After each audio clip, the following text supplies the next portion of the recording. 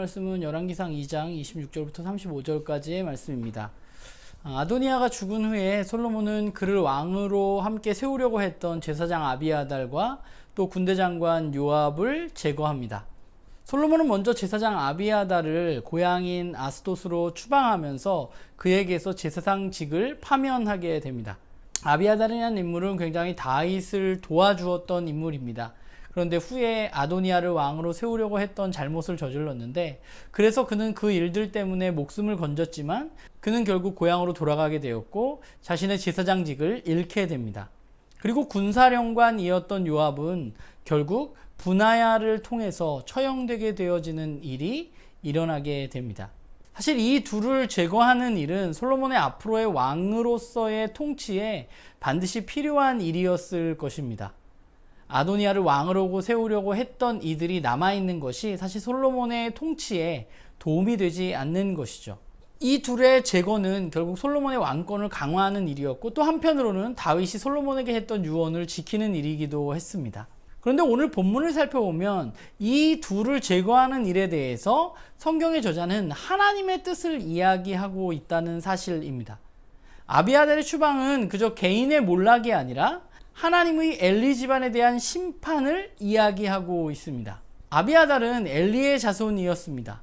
하나님은 엘리의 아들 홈리와 비느하스의 죄를 통해서 엘리와 엘리의 집안을 저주하셨고 그들을 심판하고 몰락시키실 것이라고 이야기하셨습니다.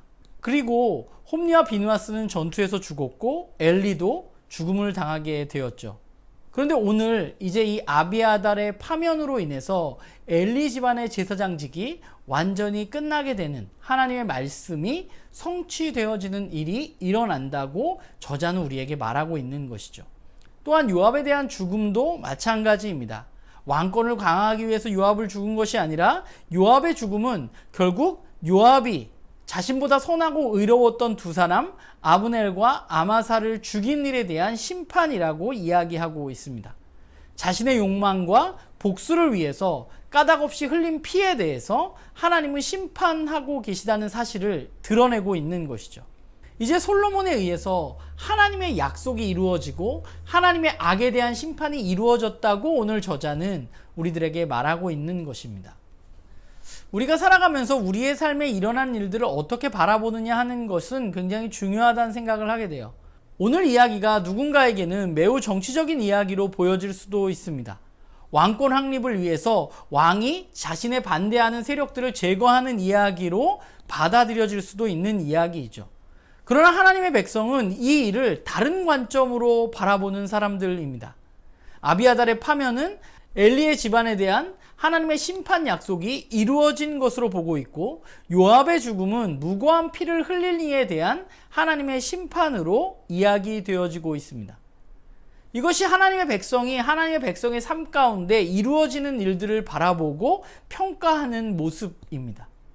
열왕기상은 포로기 이후에 쓰여진 책입니다. 이제 나라가 망하고 포로로 끌려간 그들은 하나님의 백성으로 그 역사를 바라보고 있는 것이죠. 하나님의 관점으로 바라보는 역사는 하나님의 약속이 자신들의 삶 가운데 어떻게 이루어져 갔었는지, 또한 하나님은 어떠한 분이신지에 대해서 배워가는 시간입니다. 하나님은 어떤 분이신가? 하나님의 약속을 소홀히 여기시는 분이 아니라 하나님의 약속을 지키시는 분이라는 사실을 그들은 깨닫게 되는 것이죠. 또한 하나님은 악을 그냥 내버려 두시는 분이 아니라 악을 심판하시는 분이라는 사실, 그것을 그들은 이 역사를 통해서 배울 수 있는 것입니다.